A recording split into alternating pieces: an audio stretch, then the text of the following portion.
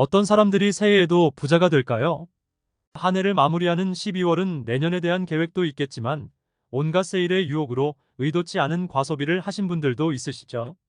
그래도 새로운 해를 맞이하기 전에는 우리 모두가 올해보다는 더 많은 부를 만들어 보자라는 다짐에는 한 마음일 텐데요. 이런 말 들어보셨나요?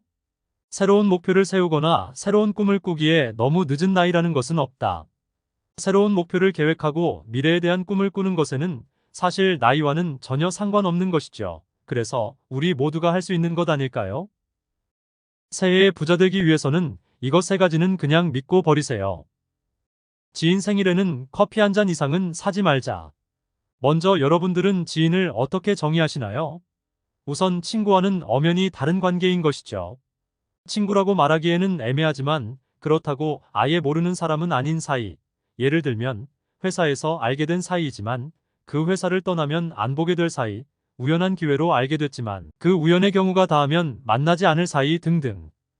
하지만 우리 한국 사회는 지인에 대해 꽤나 관대한 듯한데요. 지인의 생일, 경조사를 꼬박꼬박 챙기며 지갑을 열게 되잖아요. 하지만 그것이 얼만큼 중요하고 대단한 걸까요? 5년, 10년 전을 되돌이켜 보세요. 내가 생일과 경조사를 챙겼던 지인들을 아직도 만나고 있나요? 회사 선후배의 결혼식에 친하지는 않은 사이여서 5만 원의 축의금을 보낸다 하여도 이것이 2명이 되고 5명이 되면 결국 월급 속 과소비가 되기 마련이죠. 오히려 요즘 젊은 MZ세대들은 회사에서 단순한 선후배, 동료의 경조사는 제로, 그냥 영원으로 지나간다고 합니다. 어떻게 보면 정말 가장 가까운 사람들과 가족만 모여서 결혼식을 올리는 외국 문화와 더 닮아 있는 것이지요. 지인의 생일을 알게 된다면 케이크나 식사로 서프라이즈를 생각하지 마시고 커피 한 잔과 마음이면 충분합니다. 욜로족은 펑펑족이다. 한 번뿐인 인생 내가 원하는 대로 멋지게 살아보자라는 주의신가요? 올바른 욜로족으로 살아간다면 멋진 인생이겠지만 요즘은 잘못된 방향으로 흐르기도 하는데요.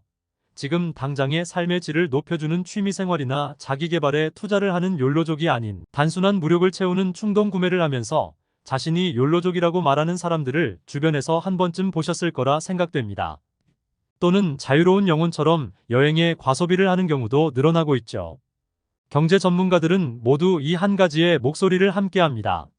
월 소득의 15% 이상은 문화 또는 레저 비용으로 소비하지 않는다. 그중 월 소득의 60%가 연간 여행 경비의 최대치로 이를 넘지 않아야 한다. 올해가 가기 전에 계산기를 두드려 보세요. 그래도 여행과 무력 채우기에 소비하실 건가요? 지출 내역 무기록을 멈춰라. 나는 그렇게 과소비를 하는 편도 아닌데 왜 굳이 그걸 하나하나 기록까지 해야 하나라고 생각하고 계시나요? 그렇다면 그러한 무기록은 결국 무계획과 무저축으로 이어지는 것이지요. 자신의 소비 패턴을 알지 못하는 상황에서 어떻게 재테크를 하고 부를 쌓고 자산을 파악할 수 있을까요? 기록은 단순히 지출 관리의 의미를 뛰어넘어 수입 관리도 함께 할 수 있기 때문에 결국 올바른 돈 관리와 투자 계획을 세울 수 있는 것이죠. 주변을 보면 돈을 모으기 위해 이자를 0.1%라도 더 주는 은행 적금이나 예금을 찾으려 애쓰고 포인트 혜택이나 소득공제, 페이백을 공부하고 노력하시잖아요. 하지만 그것보다 앞서 있는 것은 무엇일까요? 소비를 줄이면 매달 모을 수 있는 금액은 그만큼 늘어나고 결국 그 금액을 은행 금리로 따져보면 웬만한 금리는 상대도 되지 않는다는 사실입니다. 한번 살펴보세요. 내가 1년 넣어놓은 적금으로 받는 이자 금액, 충분히 소비를 줄일 수 있는 돈보다 훨씬 적습니다. 세 가지 모두 당장 시작할 수 있습니다. 현명한 소비 습관으로 내년에는 모두가 부자 되세요.